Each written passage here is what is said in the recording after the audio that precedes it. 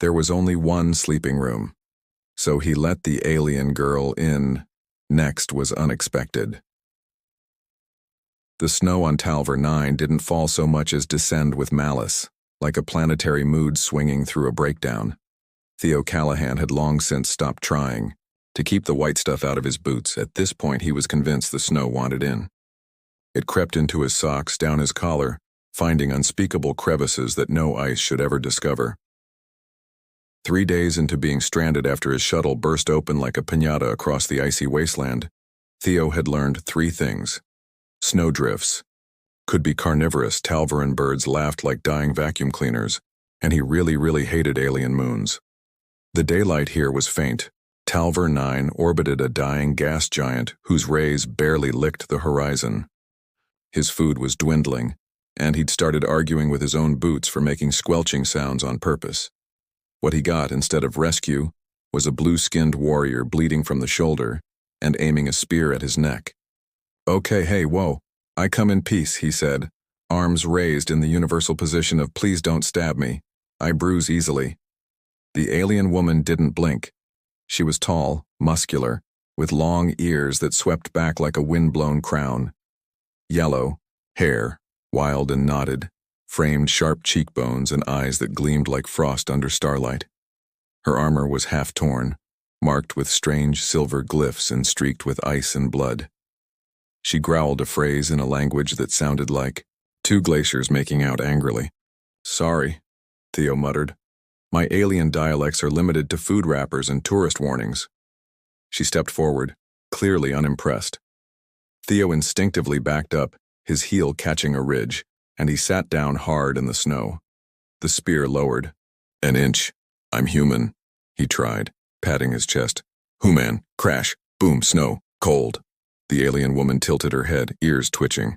Then, in an act of cosmic mercy, she rested the spear beside her with the threatening grace of someone who could retrieve it faster than he could blink. She looked exhausted, and now that Theo wasn't on the verge of being skewered, he noticed her shivering. "You're cold," he said.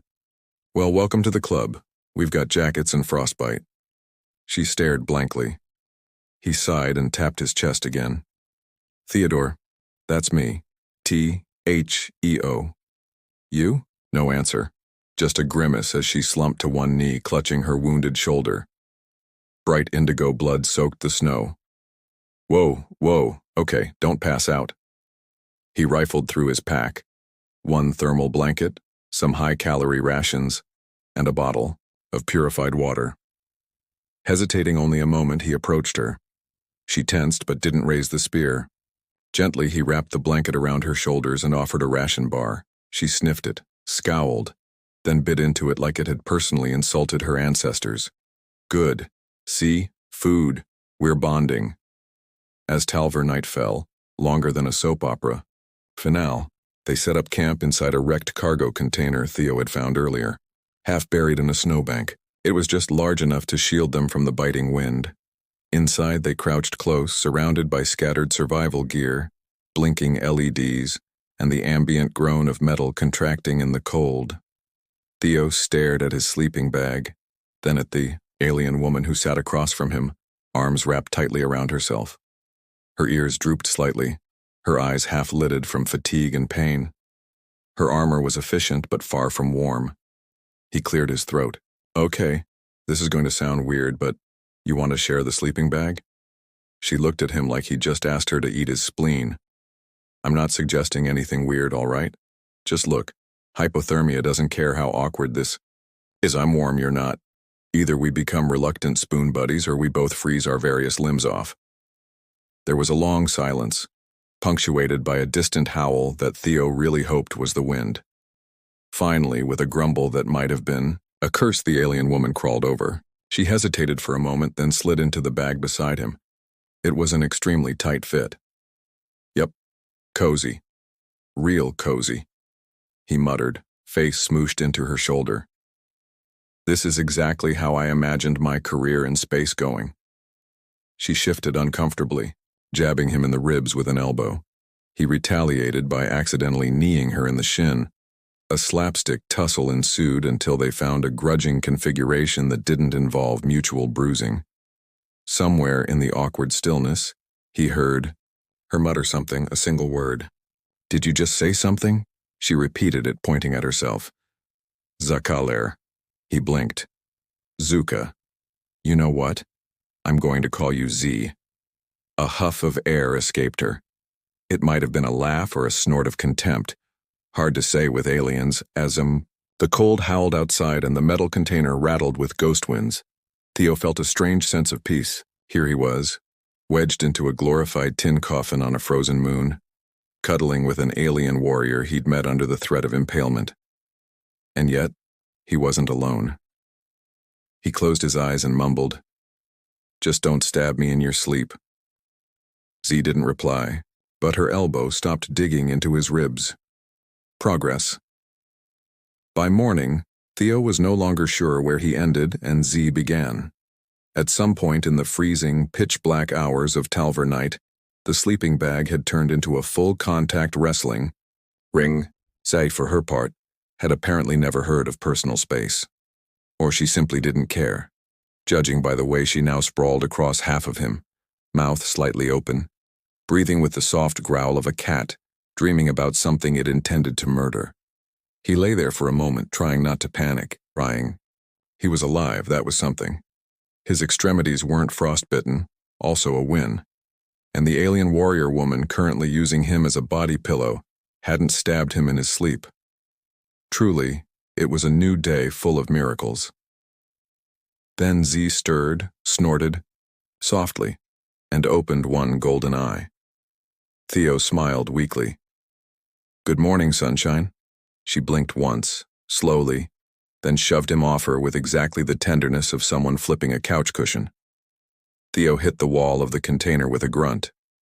"Right," he muttered. Romantic tension level still 0. Their trek took them across uneven, glittering terrain. Ice dunes that sparkled like powdered glass, valleys shrouded in freezing mist, and ridges of ancient volcanic rock. Z navigated the landscape with effortless confidence, her ears twitching at every sound. When a low growl rumbled from a nearby ice fissure, she signaled for silence, crouched low, and hurled a jagged stone into the crevice. A moment later, the snow burst upward as something with too many legs lunged at the noise and missed. Z casually drove her spear into its thorax. "You just did that." Theo stared. Z wiped the blade and shrugged. "Okay, note to self, try not to upset the ice elf." As they trudged on, Theo did what he did best. He started talking. "So, funny thing. I once got stuck in an elevator with my ex, a defective cleaning droid, and a fruit crate full of volatile citrus. Honestly, this is starting to feel familiar." Z glanced at him, nonplussed. "I mean, not that you remind me of my ex." She didn't have a spear, or ears like yours, which are, by the way, very aerodynamic looking. Her expression didn't change, but her ear twitched in what he was beginning to suspect was the alien equivalent of an eye roll. At midday, Theo slipped on ice and tumbled down a slope, vanishing from Z's sight with a yelp. "I'm fine," he shouted from the pit. "Except for my dignity. That's dead." Z slid down after him and offered a hand. He took it without hesitation, and for a second, their eyes met. There was something different in her gaze, less like she was evaluating his usefulness and more like she was acknowledging him as a fellow survivor. They camped that night in a hollow carved by geothermal vents. The rock radiated faint heat, and Theo nearly wept with joy when he realized he could sleep without his nose freezing off. Z cooked something from her rations that smelled like burning rubber and tasted only slightly worse. Theo offered her one of his protein bars in exchange. "This tastes like chalk dipped in salt," she said in rough, clipped English. He stared. "You can talk." She blinked slowly, chewing. "I learned fast. And yet you let me ramble like a lunatic. For 4 days?" Z shrugged. "Was funny." Theo gaped at her, then laughed, a big, honest, echoing sound that bounced off the rocky walls. "I don't know whether to be impressed or offended." She smirked. "Both." That night, they shared the sleeping bag again, less awkwardly this time. Their bodies fit better, as if the ice had carved a space for them in the shape of survival. Theo fell asleep to the soft hum of thermal vents, the warmth of another body beside him, and the fading thought that maybe, just maybe, this alien moon wasn't so terrible after all. Over the following days, their partnership deepened. Z taught him to identify edible ice fungus from the kind that made you forget how to blink. He showed her how to jury-rig a heating element from salvaged electronics. They developed a rhythm, him talking, her listening with those occasional ear twitches that he'd learned meant amusement. "You know," he said one evening as they shared another protein bar, "when I was a kid, I used to dream about meeting aliens. I pictured them being friendlier." "Friendly gets you killed," Z replied matter-of-factly. "Fair point. But you saved me from that ice thing yesterday." She looked at him for a long moment. "You shared food, shared warmth. In my culture, this creates obligation? Obligation? Dead of life. You kept me alive when you could have left me to freeze." Theo felt something warm spread through his chest that had nothing to do with the thermal vents. "I couldn't have left you." "Why?" He thought about it, watching the alien stars wheel overhead. "Because leaving people behind isn't who I want to be. Besides," he grinned, "you're growing on me." Z's expression softened almost imperceptibly. "Like fungus?" "Exactly like fungus." By the time Theo saw smoke curling into the cold Talvern sky, he wasn't sure if it was real or a hallucination born from exhaustion and recycled protein bars, but Z confirmed it with a soft grunt and a narrowing of her golden eyes. "Beacon camp," she said. "You survived longer than I expect." "Thanks," Theo said. "You really know how to make a guy feel appreciated." She gave him a side glance that might have been her version of a smile. Hard to tell. It had been nearly 2 weeks since their crash. In that time, Theo had learned to survive on an alien world, but more importantly, he'd learned to like having Z around. Not love. Mind you, Talver 9 was still trying to kill him, every few hours, but tolerate. Mostly because Z was here and she made the trying part kind of worth it. As they neared the ridge, Theo's heart picked up. The emergency camp was real. Flares burned steady orange through the mist. He nearly tripped over himself getting to the nearest signal pole. "We made it. I can't believe we actually made it." Z said nothing, crouching beside a rusted supply crate. She was unusually still, her ears twitching, eyes scanning the perimeter. "Hey, you okay?" "Not right," she muttered. "Too quiet." Before he could respond, shapes moved behind the beacon tent. Theo's stomach dropped as scavengers emerged. From the mist, humanoid, heavily armed, wearing piecemeal armor and frost masks. "Drop your gear," the leader barked, aiming a jagged blaster. "No sudden moves." Theo raised his hands. "Look, we're not here to—" Z moved first. In one fluid motion, she slipped her blade from her back and flung it like a javelin, striking the nearest scavenger in the shoulder.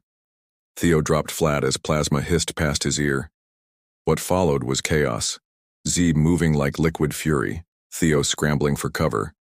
One scavenger tried to flank Z and met a roundhouse kick that sent him tumbling into a thermal vent.